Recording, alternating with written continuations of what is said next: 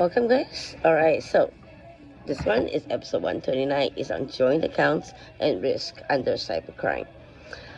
Financial institutions such as banks, credit unions, and trust companies may offer customers the option to set up a joint account. When the phrase joint bank account or joint account is used in the brochure, it refers to joint accounts at any of these financial institutions.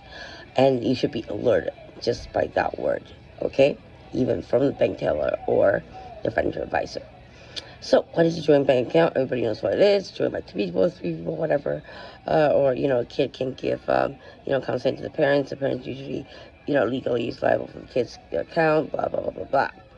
All right, so the joint holder, you share equal access to the account responsibility as well for all the transactions made through the account. In most cases, unless you state otherwise, the other account holder can make transactions without your consent. And that is what happened to me. In some cases, it may be possible, but I didn't even know there was a joint account.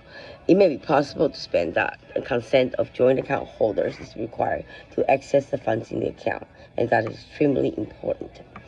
In many cases, joint account includes the right of survivorship as well, and that's when marriage, divorce, murder.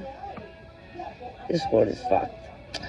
This means that if one of the account holders dies, the survivor, I just talked about that. I don't want to talk about it. However, in some cases, this could be challenged by others who may think that have interest in the money in the account as an inheritance as well. There we go, killing a mother in rich families. Oh, blah, blah, blah, blah, blah. Private kids, yeah, I did it one. Private school kids. In Quebec, a joint account is frozen upon the death of one joint account holders. Consult with your banking institution to obtain more specific information about how that works. So there's more protection there. Ask questions. Find out how joint account works at your financial institution. Ask about what happens if a joint account holder dies or anything happens. Make sure that you fully understand all this information before you make any decisions. Always ask for PEPIDA, PEPIDA, if you suspect of anything. All right. So why set up a joint account? Well, obviously easier to transfer money for kids, not kids, but university kids that, the parents are still sending money for every month to support them. It can be set up for kids. I'm not striking finance, so, I'm here to talk about the danger of actually having a joint account, because this is just it. What happens is that they would transfer from your credit card account or your other bank account or anywhere that has money, and they would do e-transfer to your other bank account and withdraw from there. So there is no trace of it that it's them other than from the phone's physical IP if the VPN is not blocked.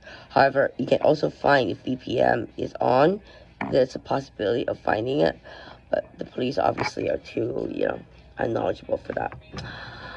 All right, so creditors, risk of a joint, there we go, a joint account, control over joint account, relationship breakdown, accountability, legal disputes, and that is just of it. So, nice and short, simple.